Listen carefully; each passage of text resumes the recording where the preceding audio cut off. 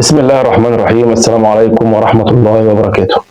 فيديو جديد، حلقة جديدة هنستعرض فيها أخبار النادي الأهلي، هنستعرض فيها أخبار الكرة المصرية، كل ما هو جديد على الساحة وصفقات النادي الأهلي. نبدأ بالعناوين وبعد كده نخش في التفاصيل. غضب كابتن محمود الخطيب، رفض لاعبي الأهلي لعروض الإعارة، إنهاء المفاوضات في أحمد عيد لاعب المصري، مهاجم جديد على رادار النادي الأهلي، جديد صفقات النادي الأهلي، وأزمة كبيرة تضرب نادي الزمالك. نصلي على الحبيب، اللهم صل وسلم وبارك على سيدنا محمد، وندخل في تفاصيل أخبارنا النهارده. نخش في كابتن محمود الخطيب. كابتن محمود الخطيب غضبان وزعلان. انا مش عارف كابتن محمود الخطيب زعلان ليه، يعني كابتن محمود الخطيب زعلان عشان ديانج رجع في كلامه تاني ومش هيجدد. يعني انت يا كابتن خطيب سايب الراجل سنه ولا سنه ونص ولا سنتين، ما اديتلوش عقده، وجاي تتكلم زعلان ان هو النهارده في الفتره اللي ما فيهاش حمايه والراجل بيشوف مصلحته. حضرتك زعلان ليه؟ يعني كابتن خطيب زعلان ان كابتن وليد صلاح الدين ما جددش لديانج. طب اللي قبله كان بيعمل ايه؟ واللي قبله كان بيعمل ايه؟ واثنين مديرين رياضيين كانوا بيعملوا ايه؟ يعني سواء كابتن محمد رمضان او الكابتن محمد يوسف الموجود دلوقتي بقاله سنه ونص، بيعملوا ايه؟ دورهم ايه؟ حضرتك زعلان من كابتن وليد صلاح الدين اللي بقاله كام شهر في النادي الاهلي، ومش زعلان من كابتن محمد يوسف اللي بقاله سنه ونص في النادي الاهلي وما جددش اللاعب. مش اكرم توفيق، مش رامي ربيعه، وهيحصلهم كوكا وهيحصلهم ديانج. طب المدير الرياضي قاعد بيعمل ايه؟ مش معاه ملفات اللعيبه؟ مش هو المسؤول عن التجديد والانتدابات الجديده؟ هو حضرتك قاعد بيعمل ايه؟ حضرتك زعلان من كابتن وليد صلاح الدين، طب الكابتن محمد يوسف اخباره ايه معاك؟ فحاجه تجنن. انتوا تسيبوا اللاعب لحد اخر 6 شهور وبعد كده تزعلوا. طب ما هو انت برضه اللاعب بيشوف مصلحته، ما هو شايف انت مش مقدره. ما كونك ما تفتحش معاه التجديد قبلها بفتره معناها انك سايبه لحد اخر وقت تشوفوا ايه الدنيا، هيكمل معاك ولا مش هيكمل معاك، محتاجه ولا مش محتاجه. ما هو اللاعب بيجي له عروض والوكيل بتاعه شغال زن زن زن زن، مره بيراميدز ومره اسبانيا ومره مش عارف ايه، وقال لك خلاص في عرض من اسبانيا. خلاص باعوه، بدل ما يمشي فري اخر الموسم باعوه ونخلص. وهيجي لك دلوقتي الفكر في النادي الاهلي في بديل اليو ديانج. بس كابتن خطيب ادى تعليمات لكابتن وليد صلاح الدين، اقفل ملف تجديد ديانج خالص، واللعيبه الثانيه كوكا والشحات واحمد عبد القادر معاهم لحد بعد بكره. لو مفيش حد منهم ابدى مرونه في التفاوض او ابدى مرونه للتجديد، اقفل الملفات بتاعتهم خالص. انا رايي كوكا واحمد عبد القادر يا سلام لو يمشوا، انما الشحات لو بيلعب برجل واحده معلش يقعد. فاتمنى ننجز بقى ونخلص، لان هاجي لك دلوقتي موضوع البطء ده، هوريك دلوقتي اثر علينا في ايه. والناس اللي زعلت عشان خاطر بنتكلم في موضوع البطء بتاع التعاقدات، تعالى يا باشا هوريك بقى ايه اللي بيحصل في التعاقدات. ابراهيم دياباتيه، اتكلمنا كتير عن ابراهيم دياباتيه، جاي مش جاي، والراجل كان الكلام معاه من سنه وكان الكلام معاه في الصيف اللي فات، جاي مش جاي. الراجل اتكلمنا معاه كذا مره وفتحنا معاه خطوط اتصال ورحنا للنادي بتاعه، لا ب 2 مليون، لا ب 2.5، لا ب3. انت حضرتك كان معروض عليك الاول ب 2 مليون دولار، والمدير الفني كان متمسك باللاعب لاقصى درجه، حضرتك رحت تدور على بديل ارخص، فدخلت في بلولو. لقيت بلولو النادي بتاعه ضارب شويه، واللعيب اصلا مش عايز يلعب في افريقيا، عايز يفضل في اوروبا، والدنيا قفلت معاه اكتر لما استبعدوه من منتخب الكونغو، وهو فضل اللعب المنتخب الكونغو على المنتخبات الثانيه اللي هو حامل لجنسياتها ومع 3 جنسيات. وبعد كده رحت تشوف بابلو صباغ واسد الحملاوي، وبعد كل ده هوبا في كاس العرب ظهر لك ياسر النعيمات، رحت راكن كل ده ورحت رايح لياسر النعيمات. ياسر النعيمات اتصاب، جرب رباط صليبي، نتمنى له الشفاء طبعا. فرجعت تاني تخش في ابراهيم دياباتيه، النادي بتاعه بقى قال لك اهلا تعالى انا عايز 3 مليون دولار، وحقه يطلب 3 مليون دولار. قعدت برضه فاصل في الربع، لا في النص، لا مش عارف ايه، راح داخل سيلتيك على الخط. الصفقه اترفعت ل 3 مليون يورو. انسحبت. سيلتيك لما لقى الدنيا كده والنادي بدا مطالبه تعلى، طبعا بقى في مزاد على اللاعب، سيلتيك انسحب. انت ما استغلتش، ما رجعتش تاني. النهارده ابراهيم دياباتي رسميا في نادي ليستر سيتي الانجليزي. شوف اللاعب راح فين. اللي انت كنت خايف منه هنا وبتقول اصل اللاعب ده اخر سنتين بس هو اللي مستواه ارتفع فيهم، طب ممكن تكون طفره، وقعدت يعني اللي هو عيني فيه واقول مش عارف ايه. فانت بتطير الصفقات منك، وتعالى كمان في لاعب تاني طار منك، رمضاوي، او هيطير خلاص رمضاوي. بعت وكيل بوسني النادي اتلتيك برادو عشان يتكلم معاهم، والراجل وصل معاهم العرض كويس. انت شايف ان هو موهبه، يعني حضرتك لما بعت الوكيل ده انت شايف ان اللاعب ده موهبه وهيجي منه وهيبقى مستقبل وممكن بعد كده تستثمر فيه. فالراجل وصل الموضوع ل1.5 مليون دولار مع نسبه اعاده بيع، واللاعب هياخد نص مليون دولار راتب شهري. برضو لسه برضو في نفس الدايره، هناخد راي دول وناخد راي دول ونروح لدول ونكلم دول. دخل سبورتنج لشبونه. سبورتنج لشبونه هيخلص طالما هم شافوا اللعيب واعجبوا بيه، هيخشوا يخلصوا. ما عندهمش لجنه تخطيط يا باشا، ما عندهمش لجنه سكاوتنج يا باشا، ما عندهمش 50,000 واحد يا باشا يعدوا عليه ويلفوا ويشوفوا راي ده حلو وده راي، وده يقول لك يستاهل وده يقول لك ما يستاهلش. ما عندهمش هم الكلام ده. طيب ايه البدايل بقى؟ هنروح ديانج، البديل بتاعه لجنه التخطيط اخيرا طلع لها صوت وقالت لك حمدي فتحي ابننا واللاعب بتاعنا ولعب معانا قبل كده وافريقيا وبتاع، وهو متالق دلوقتي غير الفتره بتاعته بتاعت كاس العالم.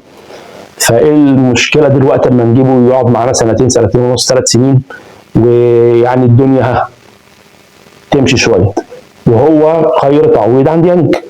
لاعب ممكن تلعبه ليبرو، تلعبه مساك، تلعبه رقم 6، تلعبه رقم 8، ممكن تلعبه مهاجم كمان. حمدي فتحي يقول في اي حته، لو وقفت جون هيقف جون. ومستواه ما شاء الله ارتفع في مباريات قويه. حمدي فتحي الدوري القطري يعني دوري نايم شويه، فالراجل لما جه بدا يخش في صدمات عنيفه والكلام ده كله، فبدا حمدي فتحي يرجع حمدي فتحي بتاع زمان. فلو هتخلص خلص، قال لك القرشين اللي يجوا من ديانج نحط عليهم قرشين، نحط عليهم 3 قروش ونخلص حمدي فتحي، بس خلص. طيب المهاجم، انا كنت كلمتك ان كابتن صلاح حفيظ بياخد جوله كده في اوروبا. لعيب بيلعب في هولندا اسمه كيفن مونزيالو. اللاعب ده 25 سنه، لاعب هداف، لاعب كويس وكونغولي الاصل، وهو معاه الجنسيه الفرنسيه. اللاعب ده كان وهو شاب لعب لمنتخب الكونغو مباراتين 2 بس، وبعد كده انضم لمنتخب فرنسا للشباب ولعب معاهم كذا مباراه. لاعب كويس. وقلنا ان في صفقتين تانيين من فرنسا، فهنشوف بقى الدنيا رايحه فين، مين فيهم بقى اللي هيرسى عليه المزاد في الاخر. ودخل على الخط كمان اللاعب اللي اسمه كامويش اللي اتكلمنا عليه قبل كده. فدلوقتي انت عندك 4 مهاجمين قدامك متاحين. هتخلص مين؟ ده هيقف على هتعرف تخلص الاجانب اللي عندك ولا لا. انت لسه مرحله، انت لسه مش عارف الاجانب اللي عندك اخبارهم ايه. فانت بتدور دايما على لعيبه تحت السن الاول، ده رقم 1. رقم 2 عرفت تمشي، هتجيب حد اجنبي. طب ديانج بيقول لك انا ماشي، يلا يا باشا مع السلامه، طالما كده كده مش هيجدد مشي. وهات حمدي فتحي. انت لو قلت لياسرو بالكلام ده هيقول لك يا اهلا وسهلا بالسلامه ديانج. فمشي ديانج وهات مهاجم اجنبي. مشي جراديشار عشان يوسف بالعمري اللي هيجي لك فيه دلوقتي. شغل التسويق عندك شويه يا ريس. برضه على مستوى الصفقات اللي تحت السن، في برضه كان صلاح حفيظ كان اعجب باللاعب اسمه محمد محمود الفلسطيني اللي كنا اتكلمنا عليه. ده خلاص يعني بيقول لك ده شبيه جدا لوسام ابو علي في التحرك، في الدخول المنطقه، في الخروج، ضربات الراس، مش عارف ايه، الضغط على المدافعين. بيقول لك لاعب مميز جدا وسنه صغير تحت السن. في لاعب برضه ظهر في الدوري البلجيكي، لاعب مصري، لاعب اسمه انياس عبد الحميد. لاعب تحت السن، لاعب مصري مش هياخد مكان برضو ان كان محمد محمود ولا انياس، مش هياخدوا مكان اجنبي. برضو كابتن سامح حفيظ معجب باللاعب ده، وبرضو دخلوا فيه مفاوضات مع النادي البلجيكي بتاعه، وبرضو ان شاء الله يخلص على خير ان شاء الله. وهنلاقي بقى ان شاء الله يعني بامر الله 24 48 ساعه هنلاقي اعلان الصفقات ان شاء الله ورا بعض. نروح سريعا ليوسف بلعمري. يوسف بلعمري النادي الاهلي عشان ينجز فيه، لان احنا قلنا قبل كده النادي الاهلي محتاج يأيد اللاعب قبل يوم 20 عشان يقدر يشارك معاه في مباراه يانج افريكانز. فالنادي الاهلي اختصارا للوقت توقع عليه الكشف الطبي في احد المستشفيات الكبيره في المغرب، والحمد لله خلاص، والعقد يخلص دلوقتي وهيتم الاعلان الرسمي ان شاء الله غالبا بكره، لان اللاعب هيجي بكره ان شاء الله. طبعا ده بالاتفاق مع المنتخب المغربي والاتحاد المغربي ونادي الرجاء طبعا. فان شاء الله اللاعب هيجي بكره بامر الله، ان شاء الله مباراه المغرب تخلص واللاعب يجيب بعضه ويجي. فان شاء الله يعني كلها ساعات ويتم الاعلان عن الصفقه ويبقى رسميا لاعبا في النادي الاهلي. بس برضه هي واقفه انك لازم تطلع حد من الاجانب النهارده او يوم 19 على اقصى تقدير، تقول حد من الاجانب طلع عشان تأيد اللاعب 19 او 20.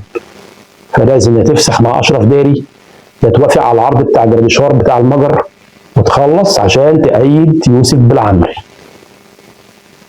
نروح لاحمد عيد. احمد عيد احنا كنا قلنا امبارح ان الاهلي خد خطوه لورا عشان خاطر غضب الناس على السوشيال ميديا، وفي ناس قالت ان هو مستواه مش واو، يعني ان هو نجيبه يبقى احتياطي لمحمد هاني وانا عندي ابراهيم الاسيوطي. بص يا باشا، هو انا مش مع احمد عيد، بس هقول لك انك لازم تجيب لعيب بديل لمحمد هاني يكون عنده خبره سيكا شويه، عشان خاطر ابراهيم الاسيوطي لو محمد هاني لا قدر الله في حصل اصابه او ايقاف او اي حاجه، ابراهيم الاسيوطي ممكن ما يتحملش الضغط بتاع المباريات الكبيره. فانت لازم يكون عندك لعيب عنده شويه يعني لعب قبل كده في افريقيا، داس قبل كده، هو لعب مع الزمالك في افريقيا ولعب مع المصري في افريقيا، فلعيب يكون داس شويه في الملعب. فابراهيم الاسيوطي ما تجيبوش تحدفه في ماتشات افريقيا مره واحده، مش هيديك حاجه، او هتبقى مخاطره، بلاش مش هيديك حاجه، هتبقى مخاطره. فانت محتاج لعيب. ما بتكلمش على احمد عيد، انا بديك مثال باحمد عيد، انا ما بتكلمش على احمد عيد. احمد عيد حضرتك شايف ان هو ما يسواش براحتك، حضرتك شايفه لعيب كويس برضه، انت رايك انت حر فيه. انا رايي ان هو من ايام ما كان في الزمالك هو موهبه، اتفاقه بقى مع امام في الشباب مش عارف ايه، دي حاجه تخص النادي الاهلي، قبل بيها قبل ما قبلش هو حر. اللاعب ممكن النادي الاهلي يخليه يقدم اعتذار ويصالح الجمهور ونشوف الدنيا تمشي ازاي، ومالكش دعوه بجمهور المنافس، ما تتكسفش، هم عندهم كميه بجاحه تغطي المحيط، مالكش دعوه بيهم. هو سواء انت عملت ما عملتش هم كده كده بيهروا، ما تبطلوش هري، فمالكش دعوه بيهم، خليهم هم يهروا مع نفسهم.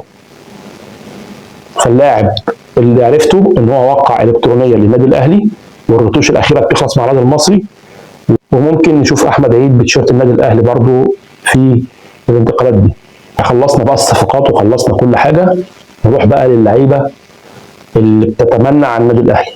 محمد عبد الله اللي النادي الاهلي كان عايز يدخله في صفقه تبادليه مع سيراميكا، في صفقه مروان عثمان اوتاكا.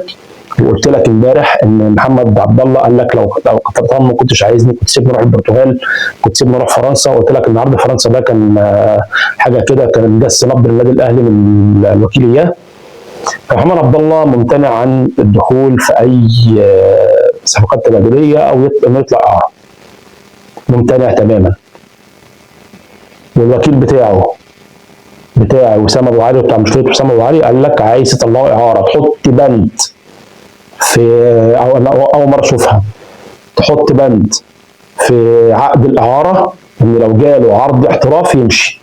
انا اول مره اشوفها دي، انك تجبر النادي اللي انت اعرت ليه اللاعب ان هو لو جاله عقد احتراف تقول له ماما في العشه وتاخد اللعيب تسفره بره. فطبعا برضه محمد عبد الله، يعني اتمنى ان محمد عبد الله يهدى شويه، واتمنى ان محمد عبد الله يفضل في النادي الاهلي، موهبه كبيره جدا، هنزعل عليه. عمر سيد معوض النادي الاهلي كان عايز يوديه صفقه تبادليه اعاره، صفقه تبادليه مع هادي رياض، لان هادي رياض خلاص بنسبه كبيره خلاص خلص في النادي الاهلي. هادي رياض لعيب لسه ما جابش 30 سنه، لسه 27 سنه، مدافع متميز. طبعا عمر سيد معوض برضه رفض الخروج اعاره لنادي بتروجيت، فبيحاولوا يقنعوا دلوقتي عمر سيد معوض ان هو يروح نادي بتروجيت. ازمه نادي الزمالك، حصل خناقه امبارح بالليل، حصل خناقه كبيره في نادي الزمالك. في النادي بيقفل الساعه 12 وفي شباب صغيرين كانوا عايزين يفضلوا قاعدين في النادي، حصل مشاكل مشادات مع الامن بتاع، في 2 اتعوروا، واحد بمطوه وواحد بقطر. والكلام على عودة الصحفيين الزملكاويه اللي بيبقوا موجودين جوه النادي. مشكله كبيره وازمه كبيره لنادي الزمالك. نتمنى نادي الزمالك يعدي ازماته دي بقى، ويخرج من ازماته دي بقى، ويحل مشاكله، لان الموضوع برضو يعني الواحد زعلان والله على نادي الزمالك. في منافسه، بيني وبينك، بس انا برضو ازعل لك، ما بقاش مبسوط برضو، مش هفرح فيك.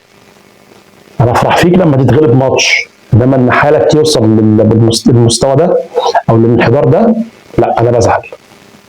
اتمنى تكون الحلقه عجبت حضراتكم. ما تنساش تشترك في القناه، تعمل لايك للفيديو، وتفعل زر الجرس عشان يوصلك كل جديد. واتمنى تشير الحلقه عشان توصل لكل الناس. كان معاك بوخارست، وده ملعب بوخارست. السلام عليكم.